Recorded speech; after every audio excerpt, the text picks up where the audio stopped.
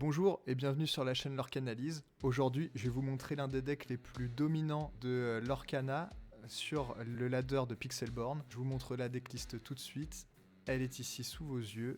Donc on joue Ambre Acier. Ça va être un deck plutôt contrôle de board mid-range. On va pouvoir rapidement jouer des petites créatures qui vont ensuite pouvoir... on va pouvoir jouer par-dessus des plus grosses comme le package Cendrillon, mais aussi le package Stitch et l'arène. Donc en fait, on joue les petites cartes Cendrillon, Stitch, l'arène, et après on peut jouer les plus grosses cartes Stitch, Cendrillon et l'arène qui vont se mettre par-dessus et pouvoir les jouer plus rapidement dans la partie. Ensuite, on joue aussi beaucoup de chansons, et pour ça, on a des bonnes chanteuses qui sont Cendrillon qui a Mélomane pour 3 et Ariel Mélomane pour 5, ça veut dire qu'elles vont pouvoir chanter des chansons d'un coup supérieur à leur coût à elles. Ensuite, on a des très bonnes cartes comme Simba, la réponse qui fait piocher, la fée clochette pour gérer le board. Voilà. Donc ensuite, on joue beaucoup de chansons, on joue 18 chansons, 2-0-1 héros pour pouvoir mettre des cartes sur le board, le grand génie du mal pour venir justement gérer aussi des personnages ayant beaucoup d'attaques sur le board adverse, perdu dans l'hiver pour venir en début de partie gérer le board de l'adversaire, tuons la bête qui est en fait un anti-bête, un anti-personnage pour pouvoir gérer le board adverse, et enfin dès qu'on commence à être à court de ressources, on peut jouer ce rêve bleu et en plus facilement la chanter grâce à nos personnages, que ce soit Ariel ou la reine, la bête, Stitch. Voilà, ces personnages-là peuvent facilement chanter la chanson Ce rêve bleu. Donc voilà, sans plus tarder, on passe sur Pixelborn pour vous montrer ça tout de suite. Alors j'ai fait deux versions. Il y a une version qui joue un peu plus de Stitch Surfer et une version qui joue plus de la bête pour 5. Pour le moment, je préfère la version avec la bête pour 5. Donc c'est celle qu'on va jouer tout de suite. Allez, on est parti en ladder. Je vais, pendant ces parties, expliquer aussi un peu les règles du jeu de Lorcana, puisque avec les rééditions des premiers et deuxième chapitres qui vont arriver en décembre et janvier, je pense que de plus en plus de joueurs vont pouvoir se mettre à Lorcana, et donc ils ont besoin, j'imagine, de connaître les règles si c'est pas encore le cas. On va retirer la bête ici, de 0 en héros aussi. Le Stitch et la Cendrillon. Est-ce qu'on garde... J'enlèverais bien la reine. Et je garderais bien la Cendrillon finalement pour avoir un tour 2. En fait, je vais garder la Cendrillon puisqu'on a 2-0 en héros qui est plutôt une bonne carte. On pourrait même garder la bête en fait, puisqu'on pourrait la jouer rapidement grâce à cette carte là. Oh mince, j'ai été trop long. Ah, ça c'est dommage. Qu'est-ce qu'on fait ? Je pense que du coup c'est plutôt Cendrillon qu'il faut... Et on va jouer très rapidement des créatures qui permettront de jouer au tour 2 ou au tour 3 la bête. Bon, par contre on va vider notre main. Alors, du coup j'ai pris une carte de ma main et je l'ai mis en encre. Seulement les cartes avec un signe autour de... Du coup là c'est un signe un peu en spirale là, qui nous permet en fait de mettre nos cartes en encre. Donc ça veut dire que c'est notre réserve en fait de mana, d'énergie, l'encre. Et une fois qu'on a, donc là j'avais un point d'encre ici, et donc j'ai pu jouer ma carte Cendrillon pour un coût de 1. Il y a certaines cartes qui ne sont pas ancrables, et elles sont, en fait elles ne disposent pas de cette petite spirale autour du cou de la carte. Donc ici la chanson de 0 en héros n'est pas ancrable, et donc il faut faire attention dans la construction de son deck pour justement ne pas avoir trop de cartes non ancrables qui pourraient potentiellement en fait nous bloquer pour pouvoir jouer nos cartes. Donc là on joue contre le deck Saphir qui joue beaucoup d'objets. Alors je vais peut-être rester sur mon plan de jeu de base, mais je viens de piocher la reine qui est une très bonne carte. Mais je pense que je vais quand même la mettre en encre. Pour pouvoir jouer mes deux Stitch. Est-ce que je pars à l'aventure? Ouais, je pense. Hein. Pour moi, ce deck-là, s'il joue rouge, il peut avoir la reine de cœur qui a charge. Donc, je continue pour expliquer les règles du jeu. Vos personnages, quand ils arrivent en jeu, ils ne peuvent pas faire grand-chose. Ils ont ce qu'on appelle le mal d'invocation. Sauf les personnages disposant du mot-clé charge, qui elles pourront dès le début, dès qu'elles arrivent en jeu, pouvoir défier l'adversaire.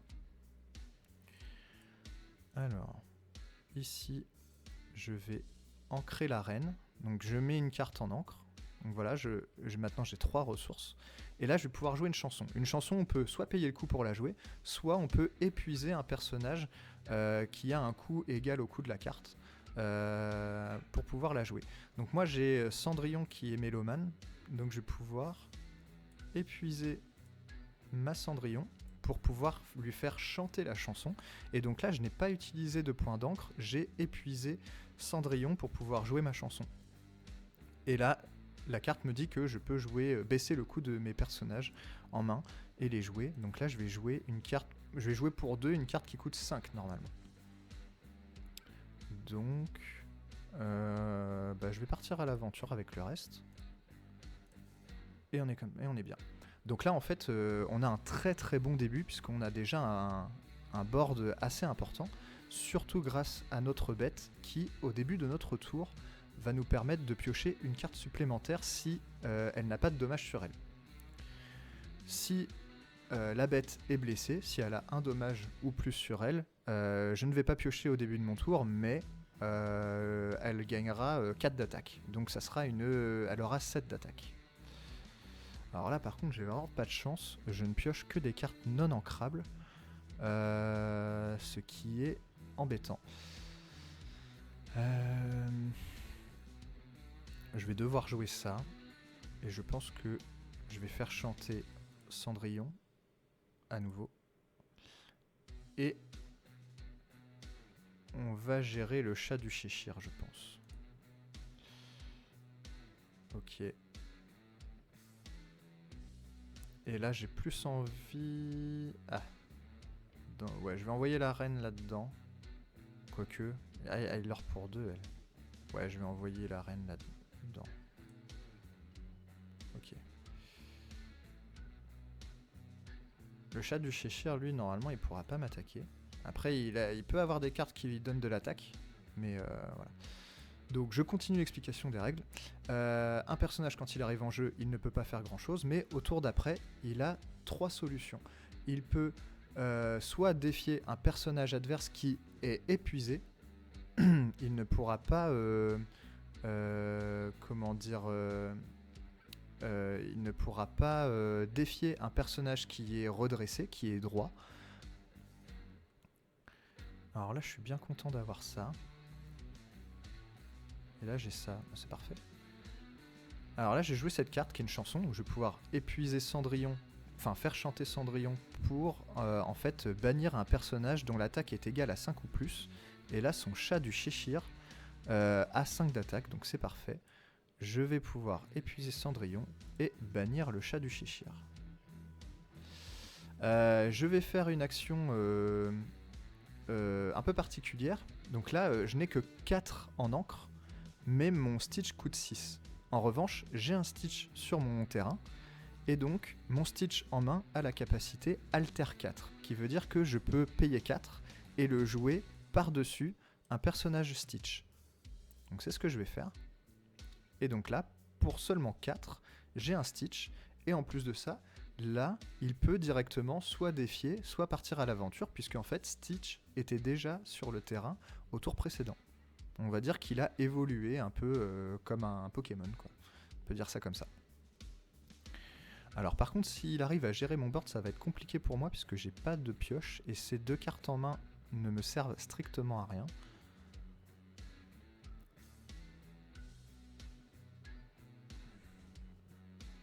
Ah, il s'est rendu. Bon. Partie un peu particulière, mais elle est gagnée, donc on prend. On va relancer tout de suite une deuxième partie. On relance une partie. J'espère que cette fois, ils vont pas se rendre dès le début.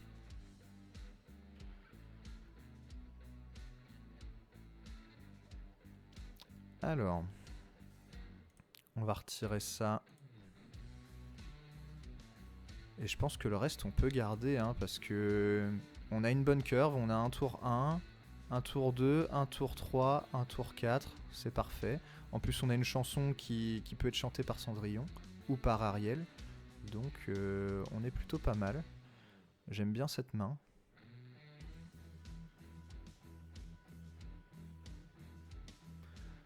Après, on a 2 zéros en héros qui nous permettraient à nouveau de jouer la bête rapidement. Donc je pense qu'on va ancrer réponse. C'est assez difficile à jouer. Elle a la capacité de soigner nos personnages et de piocher des cartes en fonction du nombre de dommages qu'on a soignés. Mais généralement, les dommages, les personnages ne restent pas souvent blessés sur le terrain. Soit ils ont tous leurs points de vie, soit ils sont bannis. Donc réponse est assez situationnelle, c'est une très bonne carte, mais assez situationnelle. Donc il joue bleu, Jasmine. Quand on joue, on peut retirer un dommage. Ok. Alors là j'ai pioché Stitch qui coûte 7. Je vais le mettre en encre, puisqu'on est vraiment au début de la partie, donc pour le moment je ne peux pas le jouer. Et je vais jouer Simba. Simba, il a la capacité rempart. Ça veut dire que quand il arrive en jeu, il peut arriver épuisé, et ensuite il a un petit bouclier comme ceci, ce qui signifie que si mon adversaire veut m'attaquer, veut me défier mes personnages, il sera obligé de passer sur Simba avant de pouvoir attaquer mes autres personnages. Donc, on va dire que ma Cendrillon est plutôt protégée en fait pour le moment. Donc je disais, un personnage peut attaquer un autre personnage qui est épuisé. Par exemple, là, Jasmine, je ne pouvais pas l'attaquer. Là, mes 2 personnages sont épuisés et donc ils peuvent être attaqués.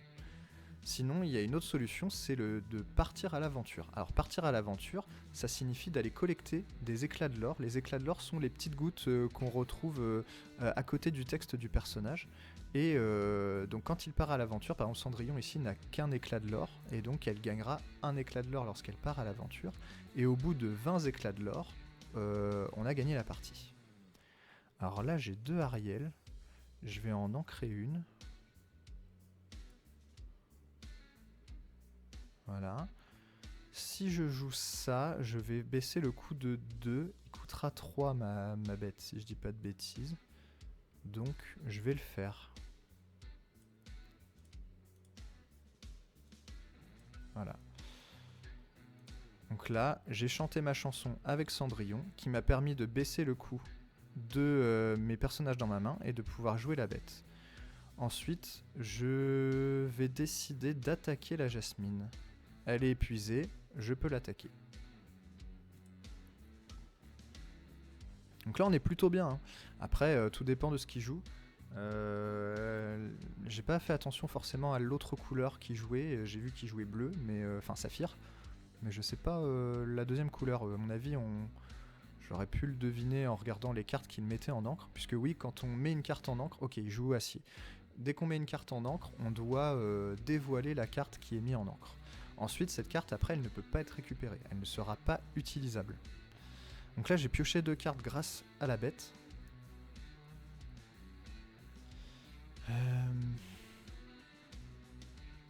Je vais ancrer le Stitch.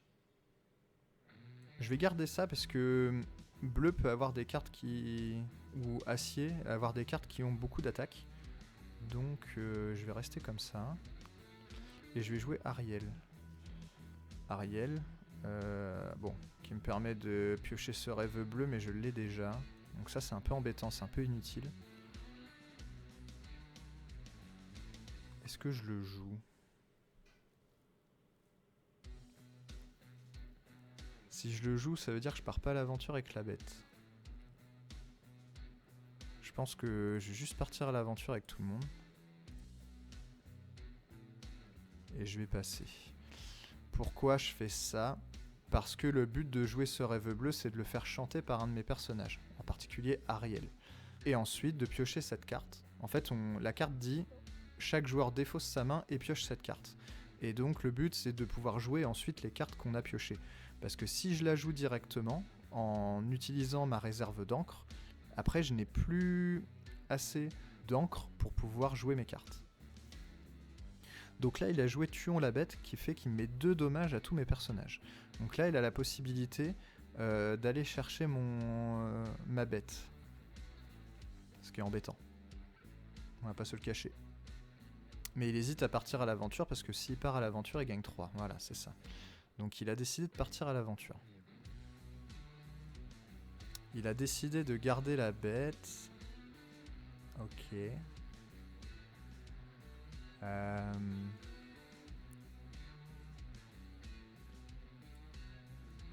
envie de... Ça c'est quand même fort. Hein. Mais bon, de toute façon, je vais bientôt chanter ce rêve bleu. On va piocher d'abord. J'ai pas envie de perdre Ariel ou la bête. Donc on va jouer ça. Et on va piocher une carte. Ok. Donc là, on va jouer ça. Hein, en épuisant Ariel. Je vais partir à l'aventure. Donc là, j'arrive à 7. Et je vais passer. En fait, je pense qu'il est capable de jouer une grosse carte. Et il a potentiellement plus d'encre que moi, alors jouer ce rêve bleu peut être compliqué. Peut-être que je fais une erreur. Hein, il y a moyen que ce soit pas le bon move. Donc là, il rejoue Tuons la bête. Donc il me reste toujours ma bête, mais je n'ai plus Ariel pour chanter mes chansons. Ok, un Stitch. Un Stitch que je ne peux pas jouer. Donc il va aller en encre.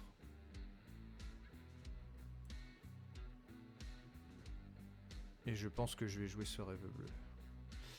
Après, je préfère qu'il... Parce que lui, il a un deck qui pioche. Je peux peut-être rester comme ça encore. Hein. Pour l'instant, il me pose pas plus de problèmes que ça. J'ai pas trop envie d'accélérer tout de suite. Je peux gérer son board s'il joue des petites créatures ou une grosse créature. Donc je préfère qu'il utilise ses cartes et qu'il joue la bête, ou alors qu'il pioche des cartes. Par exemple, là, il décide d'ancrer la glace à l'eau. Ah, mais c'est parce qu'il sait que j'ai ce rêve bleu aussi. Il sait que j'ai cette carte-là, alors il veut pas piocher de carte. Ok, donc il regarde les 2 cartes au-dessus de sa pioche et il en choisit une. C'était une carte action. Donc là, il a toujours 3 cartes en main. Ok, il me renvoie ma bête en encre. Ok.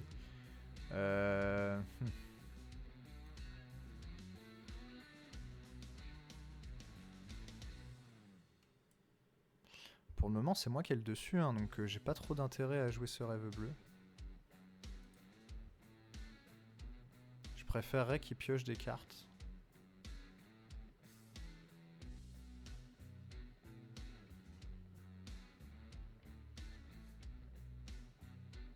Ok, un prince.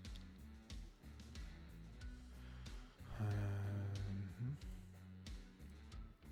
va jouer la reine. Je vais passer. Bon là c'est pas très palpitant, mais c'est parce qu'on se regarde, on se juge, c'est le premier qui bougera qui potentiellement peut faire une erreur, quoi. Ce qui est assez marrant. Ok, donc le prince a la capacité rempart, mais aussi résistance. Résistance plus 1.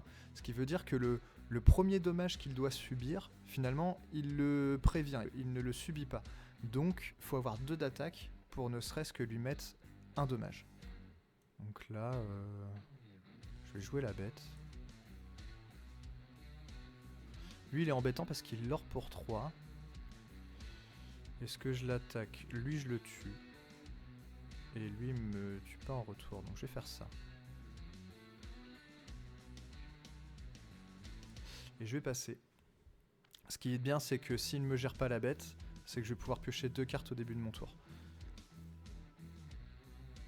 Alors vraiment, je préfère cette carte-là par rapport au Stitch Surfer, parce que le Stitch Surfer déjà il coûte 7, et en plus de ça on peut pas le jouer par-dessus un Stitch, il a pas la capacité, et il faut avoir 2 autres personnages sur son terrain pour pouvoir faire son effet.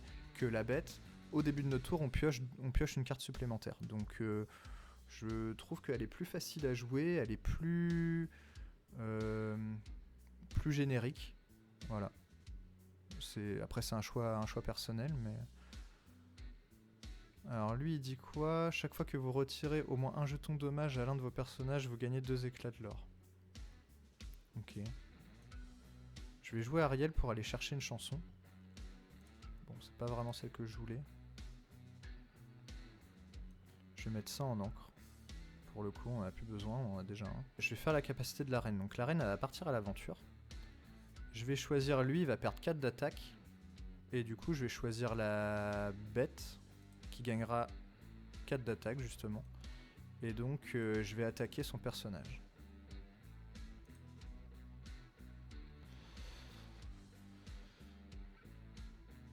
Donc toute la subtilité du jeu, ça va être justement le fait de partir à l'aventure ou attaquer, ou alors ne rien faire avec son personnage pour pouvoir le protéger. Vraiment, il y a toute cette gestion-là de faire la course au point ici pour gagner 20 jusqu'à 20 points de l'or, ou alors prendre le board et potentiellement aussi se garder quelques cartes. Par exemple, je peux décider de laisser ma Ariel redressée, pour ne pas qu'elle se fasse attaquer et pour pouvoir l'utiliser et chanter des chansons. Donc lui il a repioché cette carte, moi aussi, et j'ai Cendrillon qui est quand même pas mal, ou la Fée Clochette. Les autres cartes sont moins intéressantes puisque la reine j'en ai déjà une. Donc il a joué ce rêve bleu qui fait qu'on a défaussé toutes nos cartes et on a repioché cette carte. Sauf que lui, il a payé 5 pour le faire, donc il ne lui reste que 3 d'encre pour jouer à son tour, ce qui est assez handicapant. Alors que moi, je vais commencer mon tour avec 7, voire 8 encres, ce qui me donne un avantage. Par contre, le grand Pabi et l'or pour 3, ça va être un peu embêtant. Donc il joue un polochon, je m'en fous un peu. Ouais, donc il part à l'aventure. Je vais pouvoir aller le chercher grâce au pouvoir de la reine. Une Jasmine. Ok. Son deck pour le moment me fait pas particulièrement peur. Je pourrais jouer une reine pour 3 aussi. Bon déjà j'ai 3 reines en main, je pense que j'ai pas besoin d'autant. On va faire ça aussi. Pour pouvoir baisser l'attaque du grand Pabi. Ouais, je vais mettre sur la Ariel, tiens. Comme ça la Ariel, hop, elle peut aller chercher le grand Pabi. Je pourrais jouer Cendrillon. Ou alors je peux jouer ma chanson et mon Simba. Là ça me ferait 6, il me resterait 2. Je peux jouer ma Cendrillon. Et alors là en fait je vais jouer la Cendrillon pour 1. Et tout de suite je vais jouer la Cendrillon pour 7, mais qui me coûte 5. Donc en fait j'économise 1. Et ensuite je vais jouer le Simba Rempart. Et comme ça je peux partir sereinement à l'aventure avec ma bête. Donc là on commence vraiment à avoir un board très solide comparé au sien. Lui il a un deck qui peut piocher beaucoup grâce à ses glaces à l'eau. En fait il a des personnages qui vont venir se détruire lui-même des objets et piocher des cartes. Ok, donc là le tuons la bête est encore sorti. Il m'a banni ma reine et ma bête a subi 2 dommages et donc je ne pourrai pas piocher de cartes supplémentaires au début de mon tour. Par contre, la bête aura 7 d'attaque. Ah oui, petite info, Cendrillon a résistance plus 2, ce qui lui permet en fait donc de prévenir des 2 premiers dommages qu'elle est censée subir, ce qui fait qu'elle est très très compliquée à bannir via des défis. Ok, donc il en voulait vraiment à la bête. Et en plus de ça, elle a un autre pouvoir qui est super intéressant, qui dit que lorsque je joue une chanson, Cendrillon a ensuite la capacité d'aller défier des personnages qui sont redressés. Et donc ça peut vraiment créer une surprise pour l'adversaire, parce que généralement quand on met un personnage redressé, on se dit qu'il est globalement en sécurité, mais pas face à une Cendrillon. Donc là, je gagne combien au début de mon tour? Ok, donc il se rend. Je crois que je gagnais 4, mais donc j'avais pas la possibilité de gagner. Donc voilà, voici le deck que je voulais vous montrer. J'espère que cette vidéo vous aura plu, que ce deck vous a plu. Vraiment, je trouve que c'est un deck super intéressant pour apprendre à jouer. Parce que déjà, il est très fort, mais en plus, on voit différentes mécaniques de jeu. On voit la mécanique de rempart, la mécanique de mélomane, résistance, mais aussi le fait de alter, de pouvoir jouer des personnages qui ont le même nom les jouer les uns sur les autres, et le fait de pouvoir jouer des chansons, puisqu'on a quand même beaucoup de chansons dans ce deck-là, 18 chansons, donc vraiment un deck très complet, très puissant. Ambre, Acier était déjà un deck dominant juste avec le chapitre 1, mais avec ce chapitre 2, le deck est toujours très puissant, voire même finalement bien meilleur qu'avant. Il y a d'autres decks encore grâce au chapitre 2 qui sont aussi très puissants, mais celui-ci l'est resté, est vraiment très agréable à jouer, très sympa à prendre en main et très bien pour débuter le jeu. Alors par contre, si vous voulez jouer avec les cartes en physique, le deck ici, cette liste-là coûte très cher puisqu'il y a pas mal de légendaires, mais celles-ci ne sont pas indispensables. Je m'explique. La réponse, clairement, elle n'est pas indispensable dans le deck, c'est un plus, mais vous pouvez clairement vous en passer. La bête, c'est pareil, vous pouvez vous en passer, vous pouvez utiliser d'autres cartes de pioche. La fée clochette est un petit peu plus chère aussi, mais vous pouvez jouer par exemple Kronk dans le chapitre 2, qui est une rare il me semble, et qui fait globalement le même effet, donc peut être substitué par un Kronk. Stitch est une super rare, et le Stitch Surfer n'est pas obligatoire du tout. Vraiment, celle-ci, pareil, elle n'est pas forcément nécessaire. Le reste, c'est des communes peu communes ou rares. La Cendrillon, elle, qui est puissante, peut être un peu chère, mais on reste quand même sur des prix relativement raisonnables, je pense. Voilà, vous pouvez faire une version beaucoup plus budget du deck. C'est tout pour moi, j'espère que cette vidéo vous aura plu. N'hésitez pas à vous abonner à la chaîne pour ne rien rater d'autres decklists, d'autres vidéos de gameplay. Et on se dit à la prochaine pour de futures vidéos. Salut!